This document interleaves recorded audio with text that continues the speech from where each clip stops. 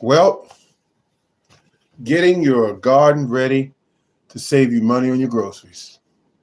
I am in the process of doing that now.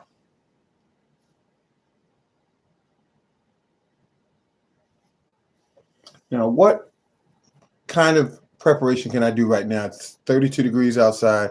There's a ton of things you can do. A ton of things you can do. I'm getting ready for um, seeds to get started. I'm in the process of trimming back my fruit trees.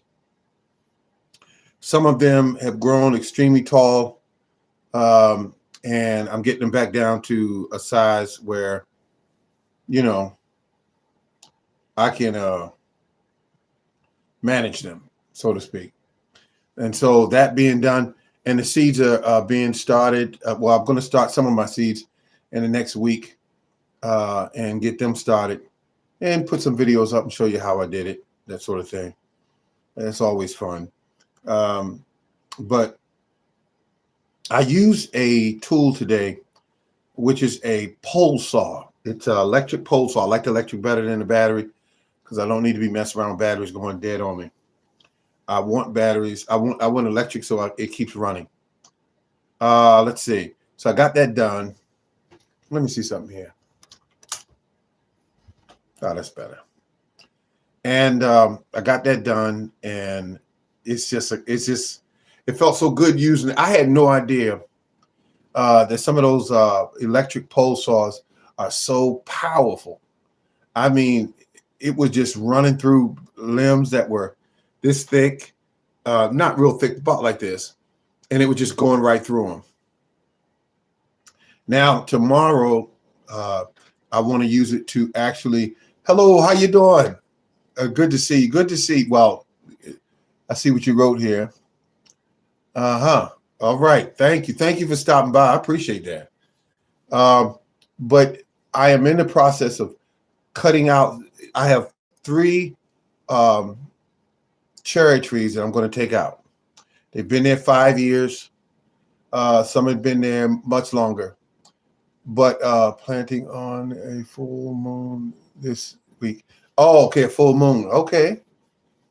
And I want to take out these 3 cherry trees because they were sold to me from a store that used to mix up the trees a great deal. They're not around anymore. I can't think of the name of the place, but they used to sell fruit trees for like $10. And I thought I was getting a bargain, but they used to mix them up, or they would send you dead trees when I first started out. And so now I'm with a better company that I get my trees from. But that being said, everywhere you go, the prices have went up on trees and plants and everything. If you're going to buy plants, seeds, you name it, everything's went up. But the trees I bought said, "Hey, these are cherry trees. One of them never blossoms. Well, 2 of them actually never blossoms. It's just they're big, healthy trees. That's what they are. The one tree has the most beautiful display of white blossoms, and I figure that is a cherry tree, but I'm not sure what kind it is, and so I haven't been able to buy a partner for it to kind of get it growing. And so that is strange. That they about that one's about 6 years old. It never did anything but produce lots of white blossoms. Lots of bees love it. So I figured I'd keep that one. But the others, they got to go. They're taking up space. They're big, healthy trees. I mean, they're healthy dwarf trees, but they're not producing anything. And I cannot have them taking up a good amount of real estate without producing. So where I'm at now, where I shop at now, which is Stark Brothers, I'm not advertising for them at all. But if I buy a tree from them, all the years I've been buying from them, they got it right. And so that being said, I'm going to get my replacement trees for those locations. 3 locations. I have one when the spot went out of existence that used to be oh God, what was the name of that? It was a tree. It was a place that sold trees online, uh, and they got it wrong every time. And it was tons of people complaining about what they were doing, and they would never get your money back. They would always just say, "I'll send you another tree," and so the grafting has a better chance of getting this stuff. Oh, okay, I got you. I could graft on a cherry to them. You're right. Thank you for that. Thank you for that. Yeah, I could because they are some type of. I figure some type of cherry tree, but if now I have one cherry tree that's a sweet cherry. I can't think of the name right now. Bought it at Stock Brothers. They had it on sale for like I think I paid $6 for it. They were doing a clearance or something, and I bought it. It grew fast. It produced one cherry the whole time I had it, and it's a type of cherry tree that does not need a partner to produce cherries, and that's the reason why I bought it. So it's a uh, early blossom type of tree, and so I bought it, and I ate one of the cherries off of it, and they were incredible, absolutely incredible. But then the tree did this one thing. One year it went without giving me cherries. Second year it went without giving me cherries, and I said, okay, what is going on here? Uh, there were very little blossoms on it. Mostly what was on it was just vegetative growth. Lots of limbs that got big and I see drill holes in the stump and place cherry slips in the drill. Now I'm gonna tell you something. I would drill holes in the stumps. Okay, I like that because I always wanted to graft, but when I tried grafting in the past, it was very unsuccessful. I even bought a pair of those grafting pliers, and I said, okay, what am I doing wrong here? And it was probably a number of things I was doing wrong. Like I've seen people use those pliers, and they said that they were very good and they help you to produce good results. It didn't work that way with me, and I said, what am I doing wrong here? So I bought some parafilm, and but I've seen people use the parafilm and then they would wrap like rubber bands around it to keep the connection nice and tight. Um, and they said that the parafilm has to be wrapped tight. There's a certain time of year where they are more um, uh, successful when you graft. When a tree first starts pushing up its sap, that's the best time to do it. When you can, you get definitely a good connection that way. But I gotta tell you, I'm going to try that. You said use a drill and drill into the stump. That sounds. I have a drill, and I'm willing to try something different if I could, because I could cut the tree, put the one I got in there now, which is the one that I bought that says that this particular tree produces without a partner. Okay. I don't know why they keep disappearing. When you type something, it'll just disappear. Oh, okay. Air layering and make a clone. Yeah. Because that'll produce roots, and you got another. But I didn't want to produce a standard tree. I like the dwarf stock, so it gets maybe around. But these dwarf trees I have has gotten as tall as my house, and according to the paperwork that came with it, it said 8 to 10 feet in height. No, these things went well over 20 feet tall, and that's what they did.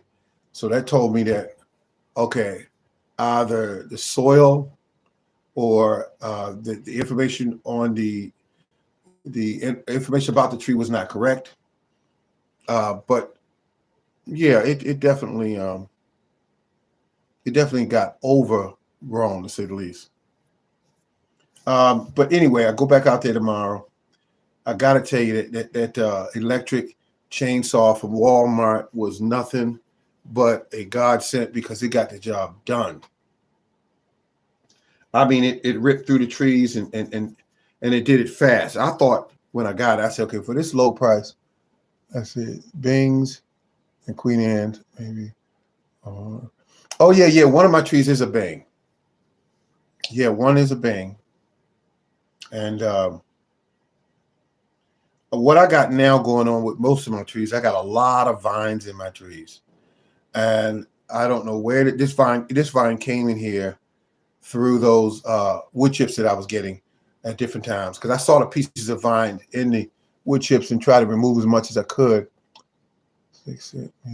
Chainsaw works great. Yeah, chainsaw works great. Look, I got one gas powered chainsaw that has only been used maybe one time, and I never use it again. But I will be using it. Hopefully, it's been used one time, and then it was just stuck away. What kind of vines? I don't know what kind of vines they are. All I know is I saw one today as big around as my finger, and it was running up into the tree. So I cut it off, but it'll grow back. It'll definitely grow back. These these vines are burly and they're aggressive, and they were in the wood chips when I brought the wood chips, and so that's the only thing I didn't. No, it's not. I don't think it's an ivy. No, I don't think it's an ivy. It's I do have some ivy that's on my shed. I see what they look like, but uh, these are just something else, and they are aggressive, and they all in the trees. I mean, throughout the yard. So I'm going to clean those trees up, take my time and clean them up, um, and see if I can, and see what damage that the vines have done, because I believe that vines can actually kill your trees. Yeah, I'm not sure. I'm not sure what kind they are. If I could just describe them, when you look at when they get really big and you look at the trunks of them, they look kind of woody, and the trees, the leaves are smooth, and they are aggressive. But they weren't here before until I got those wood chips in at different times, and that's where all of it started.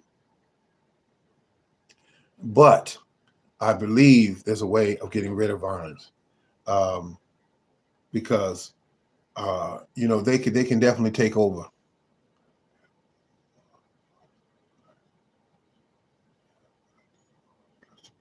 Oh, okay. You have lots of vine, but you still have good food production. Is that what you wrote? Let me see.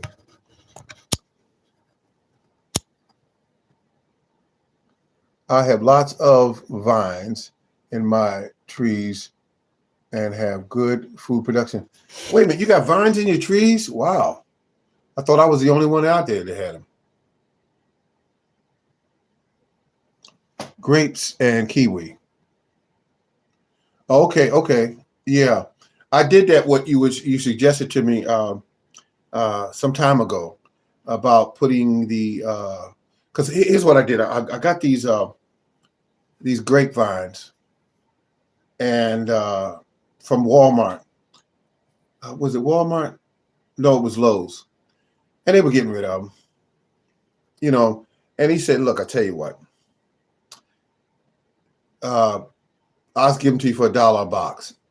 I got them, and they were red flame grapes. I believe that's what they were. And I know that's a good grape, and I got it, and so I put it near the tree. I said, I remember Food Fathers Permaculture was telling me that you could grow them right alongside your tree.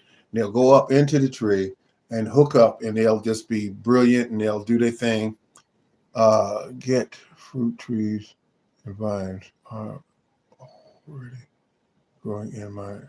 Okay, okay, okay. But see now, we know food farmers permaculture have done a lot of good things in the garden. He has done that. Um, and I used to look at his videos, and he would have all of this food coming out of his garden. And I would look and say, now that's how you do it. The grocery stores really won't be selling him grapes and other fruits because he already has them. But it's I mean, my peach trees, you should see them. They're 5 and 6 years old, um, and they produce. But what I did, I took these things down because they were 23, 24 feet tall. And I said, I got to take these things down because I can't do anything with peaches all the way at the top of these trees. Um, and then they get ripe and they just fall on the ground. So I said, let me take them down and and manage these trees a little better. The other thing is, I have plum trees that I purchased called one is called Santa Rose, uh, and another one is called, oh my goodness, what's that one that's well known? Santa Rose. Oh, Stanley Plum. Stanley Plum. They've been in the ground for now about 3 years, and they're dwarfs, and I have not seen any plums. Well, no, I can't say that. I did see plums, but they would always be small, and then it would drop off. And I said they're dropping off because the trees are very young. That was like the first, maybe the second year. Italian plums are my favorite. Okay, that sounds great. I mean, because is the Santa Rose considered an Italian plum?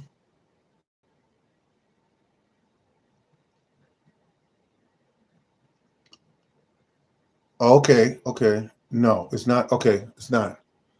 But the Santa Rose, I was always thinking that it could produce on its own. It doesn't need a partner tree.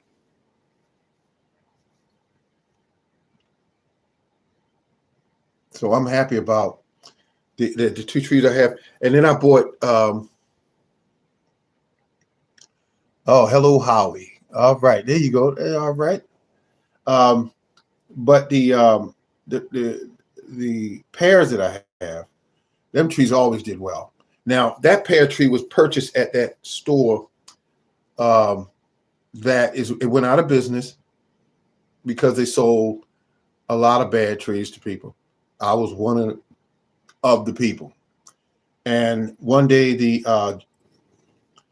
the general it's a general that deals with, I can't think of what they call him, but he has a title that has general in it, um, where people had complained to the point, and he saw one of my videos, and he actually attorney general, that's what it is, and he actually contacted me and said, listen, can I use um, can I use the video you have in court? And I said, yeah, sure. He said, well, I got to send a document to you that you signed off on it, give me the authority to use it in court. I said, listen, you do it that way, whatever you want to do, but you can use a video in court. But the thing about it was um, the, the trees were bad. I mean, I would wait for 2 and 3 weeks, and then when I would get them, they would be dead, dried up because it was in the mail. Um, and I knew that was bad. But this particular tree, let me tell you about this particular tree. When I got it, it had one single root on it that was about 2 inches long. And I called them up and I said, listen, this tree is dried. It has no roots on it. Why would you send me something like this? And they said, well, uh, you know, we can send you another one. And I said, no, that's okay. He said, tell you what, put it in the ground and see how it does. And I put it in the ground. I watered it and watched over it. For the longest time, it never did anything. It just sat there. in a hole in clay soil, and it just sat there. So I said, man, this tree is dead. And I would get close to it and look at it like that. I said, this tree has got to be dead. I said, I don't see anything growing, no, nothing. And after months went by, went into winter and came out of winter. And all of a sudden, one day, I saw this little tiny green bump on it. That's what it was. And I looked and said, oh my goodness, that wasn't there before. And I knew I had something. And then I just left it. And then the next, it was a leaf, and then it was more leaves. And then now that tree is about, oh my goodness, got to be 20 some feet tall. And it produces heavily in pears. And I was trying to get a pear tree that's called a Bartlett. And I believe, I'm not sure, because the way they mix things up, that it is a Bartlett. But I looked at the pears. I said, okay, Bartletts, and you see them in the grocery store, they're kind of yellow color, sort of yellow. These are green. Now, I've seen them when they really got ripe. They had like a kind of like a blush on them, like a reddish kind of blush. But anyway, I ate the pears. They were incredible. Bartlett is the best. Thank you, Food Farm Protocol. That's why I wanted it, because I knew Bartlett is one of the sweetest pears you can possibly get. And I paid $10 for that pear tree. Today, you may not see prices like that, but I do it again. I wait, because everybody else is trying to get gardens started for their food. And when they get it started for their food, some of them don't know what they're doing. Then you got experts out there like Mr. Food Forest Permaculture. You got him. You got myself. You got God. What's the gentleman's name? He's definitely come up as far as knowledge. I've watched his videos, and he's doing pretty good. Which is called the Bull. They call him the Bull.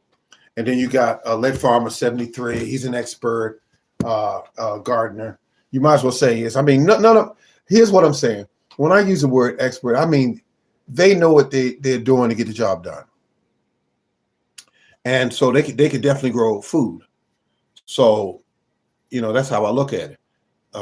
Then you got, I can't name all of them because it's just so many that I've met over the years, and they are definitely thorough when they know what they're doing. If you give them a basket of cherry plants, good, what they call them, strawberries, they could grow them. And those kind of people would not only just grow them, but they probably would grow more than the average person because they know where to put them at, how to feed them, what particular ones to get, how to get one that'll produce early, mid, and late, so they can always have cherries on hand. I mean, strawberries. Let me get it right. Let me see what this is here, because people are writing. And some messages such as, I think,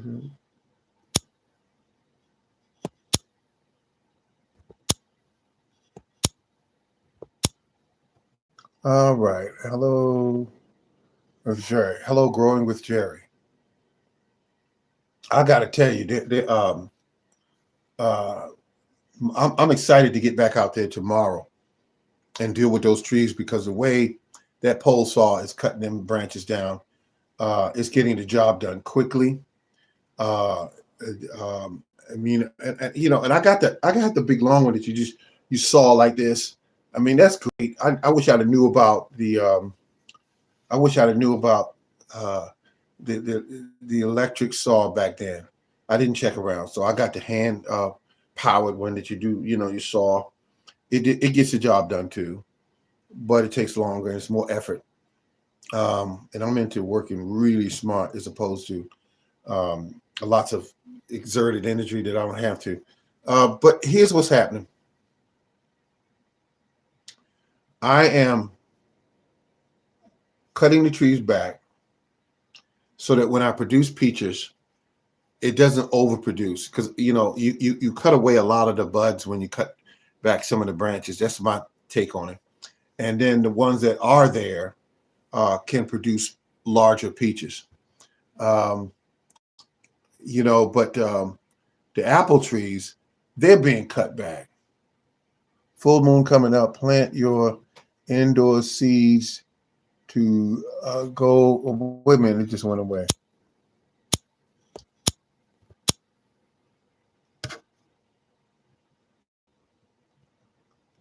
Okay, I got you. Thank you.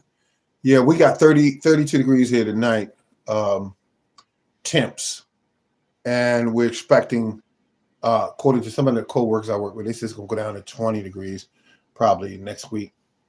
But I am in a situation where I got all my seeds put to the side, ready to go.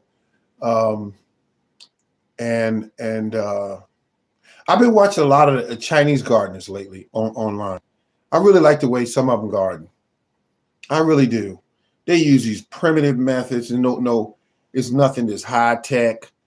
Uh, they just know what they're doing, and then they put this. I think it's called rice husk. They use as fertilizer, um, and the soil that they use is not perfect. I like that. When I look at their soil, it's not perfect. It's got rocks in it, and it's some of it's clay. Um, but here's where I'm at. I have lots of issues with weeds. My yard is heavily layered with weeds because for years back in the day, before I knew better, I was using tillers. I was digging, things of that nature, and I don't do that anymore. I don't dig none of my soil. I don't dig it. Only digging I do is where the plant goes at. And when I put that little small hole where the plant goes at, I I make sure that area has everything that I could possibly think of that plant needs, and that's what I do. I don't. Back in the old days, let's say fertilizing the whole area, I don't do that. Why would I do that? Now, when you're fertilizing weeds and you're fertilizing your plants, and you're wasting a lot of fertilizer, I just want the plant to have what it needs in the location where it is.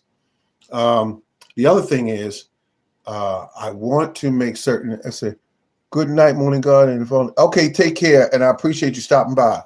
One last question before you go: would you use uh, weed fabric, or would you plant your plants among the weeds? Because I have done both. That's why I want to ask you, Food Farms Permaculture. Would you use weed fabric if you had a invasive problem with weeds? Or would you just plant your plants among the weeds? And folks, keep your ears open because he's going to give you this information, and it's always good information because he's not going to give it to you if it's not. All right. Okay. Cardboard. Okay. Cardboard and not weed fabric. Okay, I got you. Thank you very much for that. Yeah. I've been seeing a lot of videos on the subject of using cardboard, and I see why people do it because it works and it's affordable, namely free in some cases.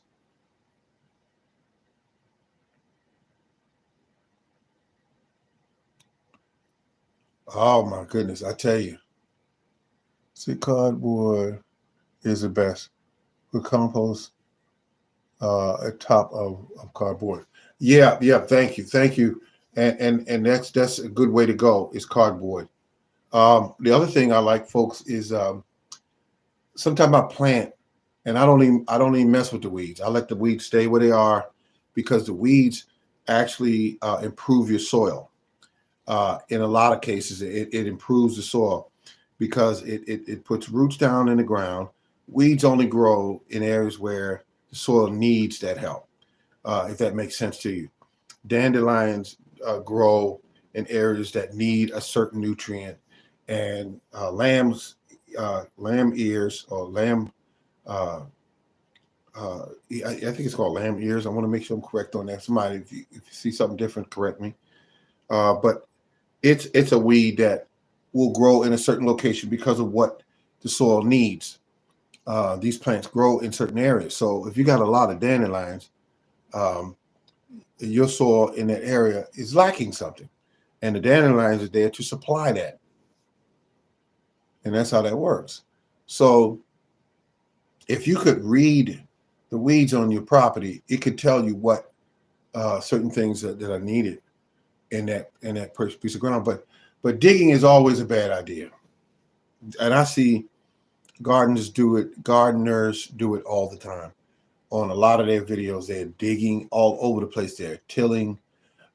Tilling, I must say, um, let's see, spread seeds on the top of water first. So, okay, okay. All right, good night. Take care now. Thank you for that. Is it crops like kale, seeds, collard greens, and spinach? Yep, yep. That's what. Well, that's one of the things I'm planting this year: collard greens, kale, and also Swiss chard.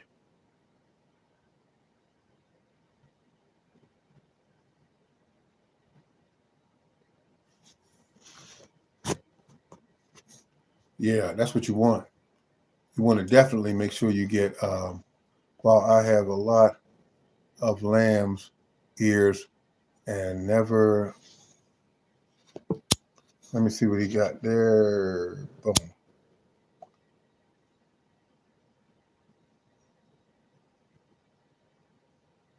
Oh, okay. You never knew why. Yeah, yeah, that's right. It's they growing there for a reason. Everything in your yard is growing there for a reason, and the weeds go down. They live, they die. The openings that they left in the ground, they bring minerals from deep down. Some weeds are deeper divers than others into the soil. Like your dandelions grows a long root system that could go down and pull up minerals from deep in your soil that when it dies, it leaves them right on the top of the surface. So that's how minerals from deep down move up to the top. These plants bring it up there through their system, die, and leave it. Um, Trees grow in certain areas, and they will pull minerals up, and their leaves will drop on the ground, or their branches will drop as they die or get sick. They will leave uh, these branches on the ground, and they will return certain minerals back to the top of the soil. That's why compost is so good. That's why, because it's nothing but primarily is plant matter. Anything that is organic matter can be used most of the time as is compost. Yep, you can use weeds as compost. You can use grass as compost, leaves, branches. I used to use a lot of branches, like the cuttings I'm getting off these trees tomorrow when I go do my cuttings. They're going to be cut in smaller pieces, and they'll be added around the bases of my trees. And eventually they will decompose, go back to the earth, and the trees will use them as food. All right, folks, this is the Morning Garden. I've been running on and on and on for 34 minutes and 19 seconds so far. And I want to thank all of you for tuning in, every last one of you. The more response I get, the more I want to come back and do this, um, and really get the message across that we need to grow as much as we can this year. Food is getting ridiculously tight, and we don't know what's going to happen. I'm hearing stories, and it's scary when I hear stories of people telling me they went to this grocery store and there was nothing there. Thank you for your wisdom. Oh, thank you so much. Thank you. They are telling me stories that there are no eggs around, and thank you. Nice to see you, hear you. Thank you so much. Thank you. But what's happening is you can't ignore. You just can't ignore it.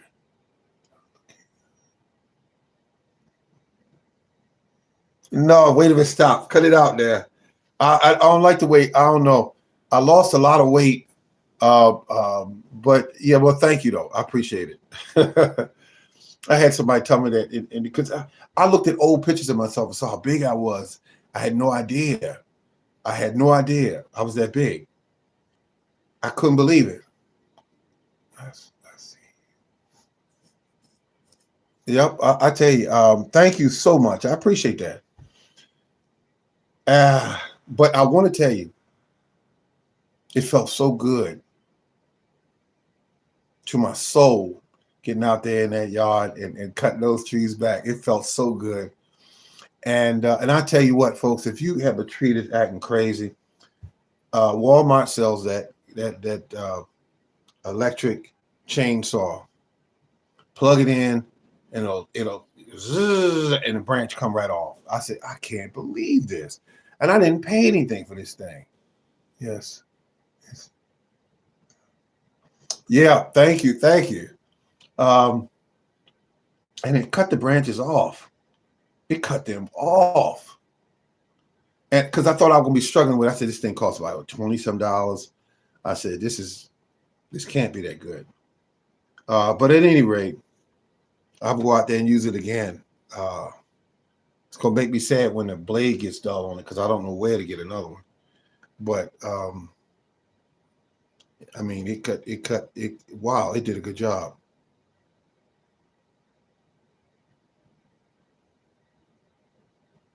Big branches just falling. I loved it.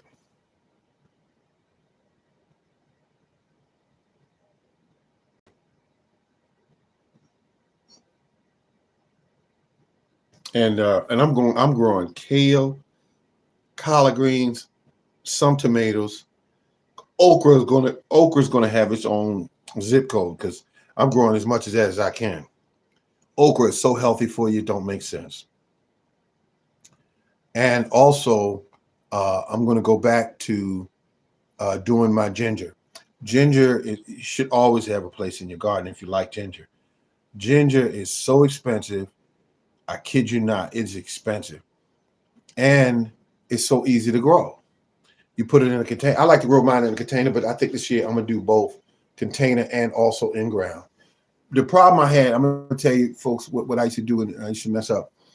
Uh, I used to plant the ginger too deep because I thought that's what you're supposed to, plant it. Ginger is supposed to be planted no deeper than about 4 inches deep.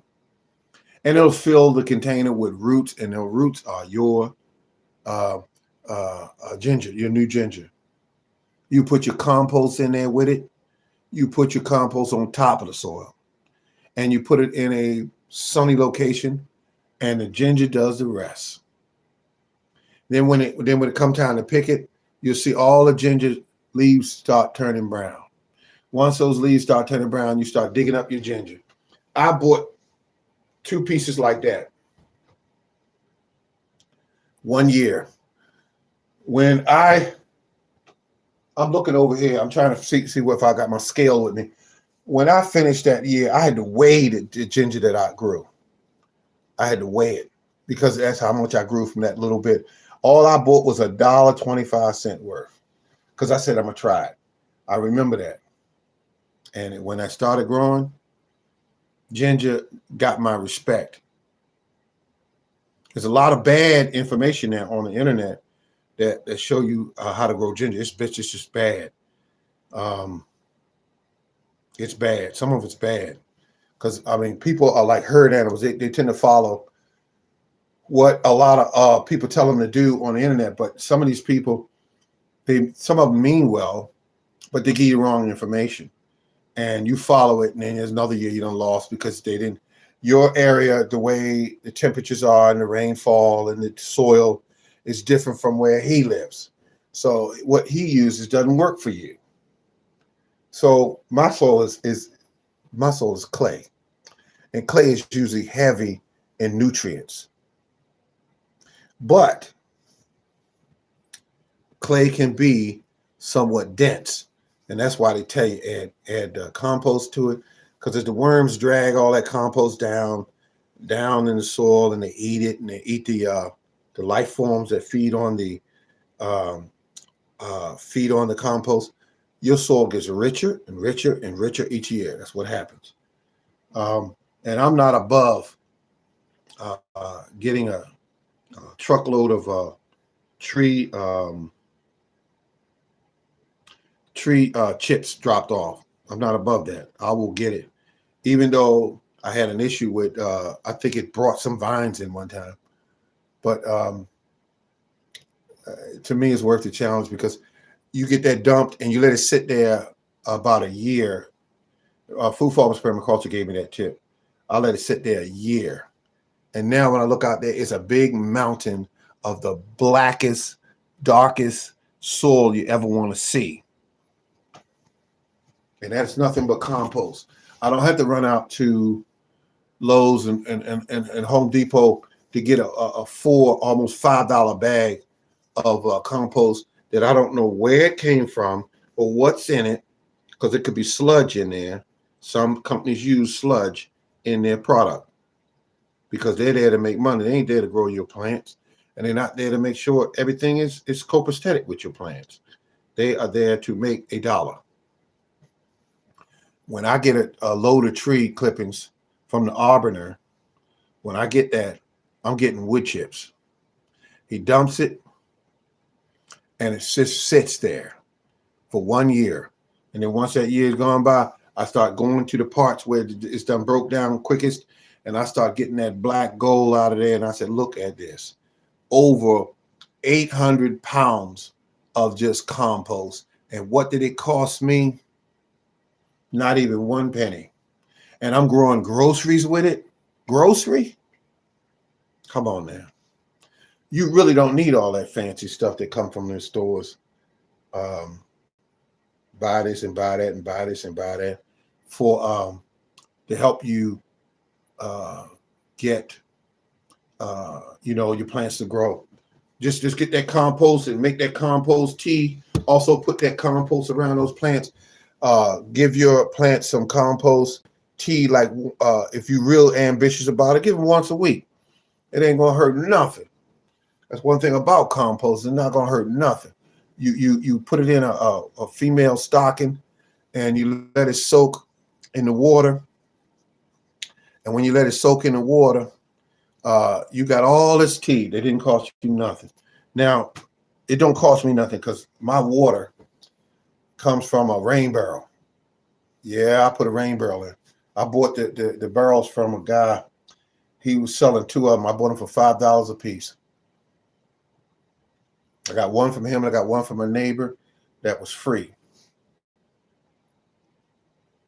And that's water. That's 100 gallons of water. That's 100 gallons of water. And it is the best stuff for your plants instead of what comes from the city water, because it has a lot of chemicals in it. And you want to use water that doesn't have those kind of chemicals in it. You want to use water that won't kill the biology in your soil. The most important thing about your soil is the biology in your soil. All right, good people, this has been The Morning Gardener, and I'm just yammering on here, trying to give as much information as I could think of off the top of my head and give it to you, so that when you grow in those collard greens, they're just so dark green, and they're healthy, and they're full of life, and you cook them, and you put your meat in there with them if you're eating meat, and you just enjoy yourself, and your body feels better. Another thing is you want to make certain that, what's the other thing I want to tell you? I grow corn. I'm addicted to peaches and cream corn. Peaches and cream corn. That is some good corn. Peaches and cream corn. That's why they gave it the right name. If you bite into one of them after you pull it off the stalk, and it's ripe and it's ready to be used, you could literally stand there and eat that whole piece of corn raw, because that's how good it is. All right, ladies and gentlemen, this is The Morning Garden. Thank you so much for stopping by. And I'm going to see how many comments I get behind this, because I hope I get some comments. Comments always good. They tell me that people are interested in what I'm saying. Thank you.